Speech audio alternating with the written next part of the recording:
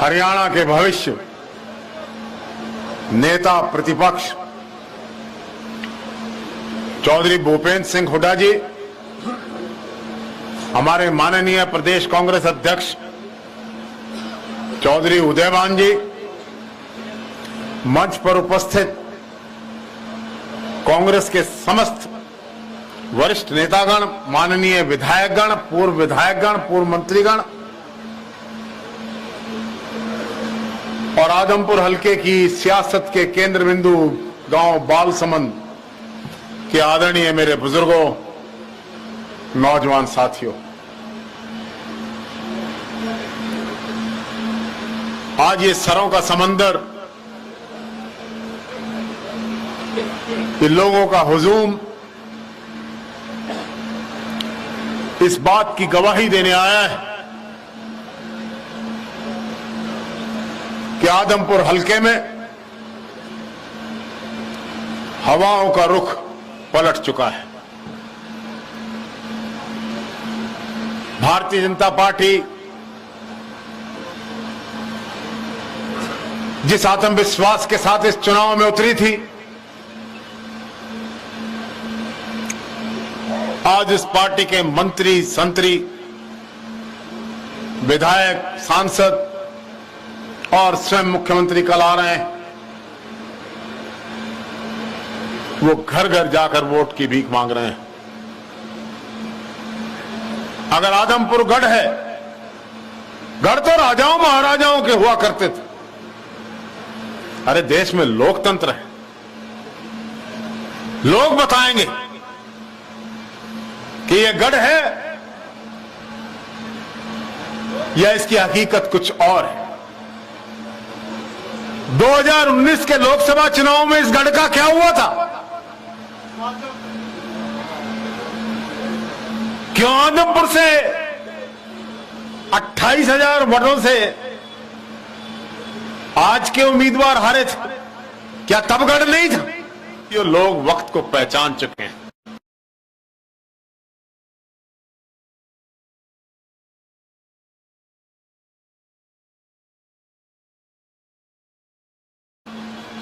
कि जो लोग आप चुनते हैं, जिसको विधायक या सांसद भेजकर संसद या विधानसभा भेजते हैं, उसका फर्ज क्या है? क्या उसने मेरे फर्ज की अदायगी की? क्या उसने आपके इलाके की आवाज को विधानसभा के पटल पर रखा और बुलंद किया? मैं विधानसभा का अध्यक्ष रहा हूं, मैंने माननीय संपत सिंह जी को और अन्य विधायकों को अनेकों बार अपने क्षेत्र की बात को उठाते हुए देखा, अपने विकास के लिए मुख्यमंत्री से संघर्ष करते देखा है। लेकिन कुलदीप बिश्नोई तो बात उठाने की बात तो छोड़िए, मैंने कभी विधानसभा में उनको नहीं देखा, कभी विधानसभा आए नहीं।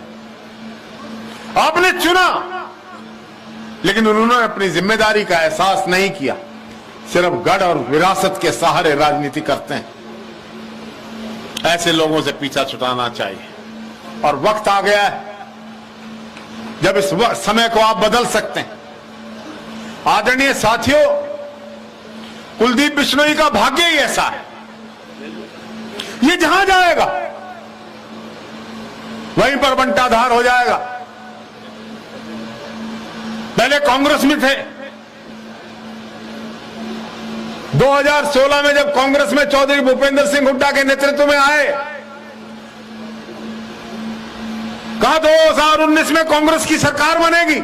मैंने स्पष्ट कहा था, हुड्डा साहब सरकार नहीं बनेगी।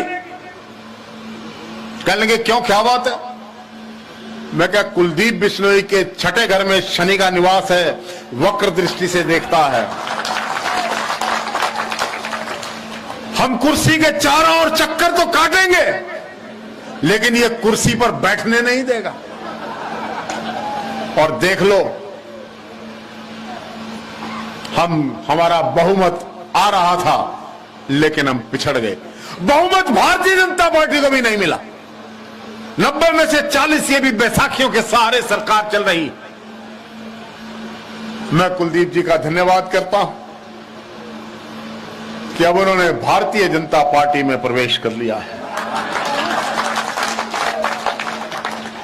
अभी 4 दिन पहले सूर्य ग्रहण था, राशियों का परिवर्तन हुआ है, राजनीति ने भी करवट ली है, में छुरा घोंपती है। अगर ये वहीं बनी रहते तो भारतीय जनता पार्टी की सरकार कभी हरियाणा में नहीं आती। लेकिन अब ये भारतीय जनता पार्टी में चले गए हैं, विधिवत सदस्य बन गए हैं, भारतीय जनता पार्टी का भी बंटा धार हो जाएगा। मित्रों, गए जो व्यक्ति आपकी सेवा ना करे, आपके बीच में ना रहे, लोग इनको जानते तो हैं लेकिन पहचानते नहीं हैं, क्योंकि ये कभी आते ही नहीं। ऐसे व्यक्ति विधायक। इसलिए साथियों, परिवर्तन कुदरत का नियम है। 54 साल से ये नरगिस अपनी बेनूरी पे रो रही है और आजाद होना चाहते हैं आदमपुर के लोग। आदमपुर के लोग अपनी सत्ता चाहते हैं। अब जब कुलदीप बिश्नोई कभी नहीं दिखाई देते तो मुझे अभी कह रहे थे साथ में बैठे हुए एक व्यक्ति कि पंडित जी, कुलदीप बिश्नोई तो थोड़ी चुनाव लड़ रहा है, चुनाव तो भव्य बिश्नोई लड़ रहा है। मैंने कहा बेटा ध्यान रखो, कहावत है हमारे बुजुर्गों की, मां पे धी पिता पे घोड़ा, गणा नहीं तो थोड़ा थोड़ा। वो भी नहीं दिखा, ये भी नहीं दिखाई देंगे। इसलिए साथियों, सोच समझकर निर्णय करिए।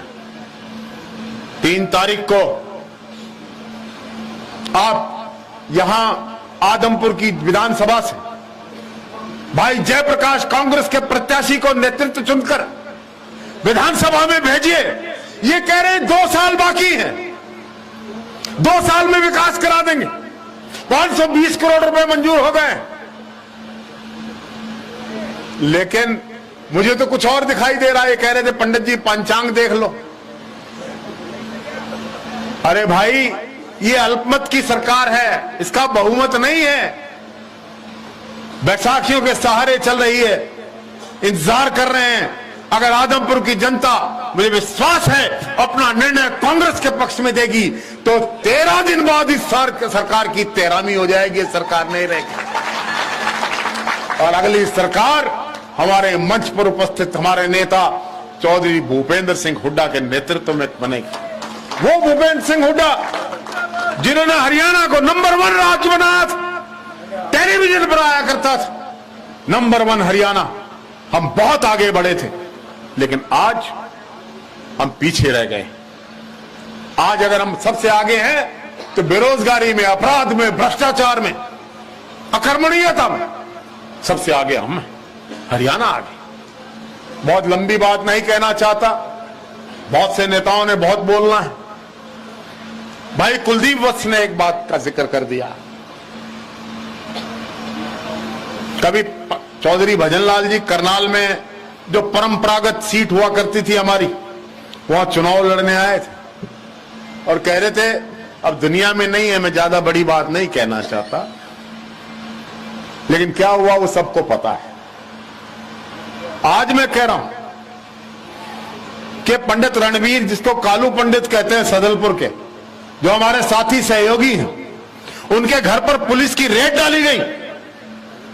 हम इस चुनौती को स्वीकार करते हैं, आइए रेड डालिए, हर एक आदमी के घर पर रेड डालकर देख लीजिए, लेकिन इससे वोट नहीं मिलेगी। लेकिन एक बात याद रखना, पंडित लक्ष्मीचंद ने कहा है, ब्राह्मण की दुश्मनी और नादान की यारी और कांस का खेत और सांस की बीमारी मौत का कारण बना करता।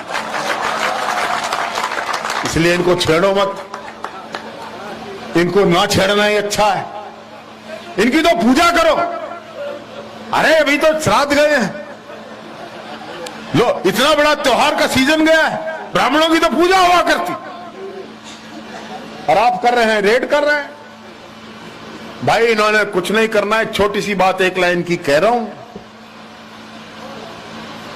करना कुछ नहीं, इनको बना लो या ना बना लो। एक लड़के का रिश्ता लेके गए थे, कहने लगे ये लड़का क्या करता है? तो बोला एमए पास है, 100 किले जमीन है, बहुत बड़ा गढ़ है, कार है, कोठियां हैं। तो कहने लगे रिश्ता मंजूर, रुपया देने लगे। तो कहने लगे इसमें 2 कमी है, देख के रिश्ता करना। तो कहने लगे क्या कमी है? कहता है खाए बिना कुछ नहीं करता। उन्होंने कहा ये भी को कमी है। उन्होंने दूसरी पूछी नहीं, रिश्ता करके आराम छोड़े। शादी के 3 महीने बाद ससुराल वाले शिकायत लेके आ गए, क्या मैं रिश्ता नहीं रखना? कर लेंगे क्यों? कहता तुमने कहा था। हमने तो कहा था 2 कमियां हैं, एक बताई। कहता तुमने दूसरी पूछी नहीं। कहता आज बता दो। कहते कहा था ना कि ये खाए बिना कुछ नहीं करता। तो बोला दूसरी? कहता करता खा के भी नहीं। इसने कुछ नहीं करना, कुछ करना होता तो 24 साल कम नहीं होते मित्रों, इस क्षेत्र की सेवा कर सकते थे, यहां की आवाज उठ सकती थी। लेकिन अब आदमपुर का भाग्य बदलने जा रहा है। भूपेंद्र सिंह हुड्डा जी की तरफ सारे हरियाणा की नजरें लगी हुई हैं। भाई जयप्रकाश को आशीर्वाद दीजिए, 36 बिरादरी दीजिए, अपना समर्थन दीजिए। ये कह रहे जीतेंगे, हमारे वोट नहीं पड़ेंगे तो कहां से जीतोगे?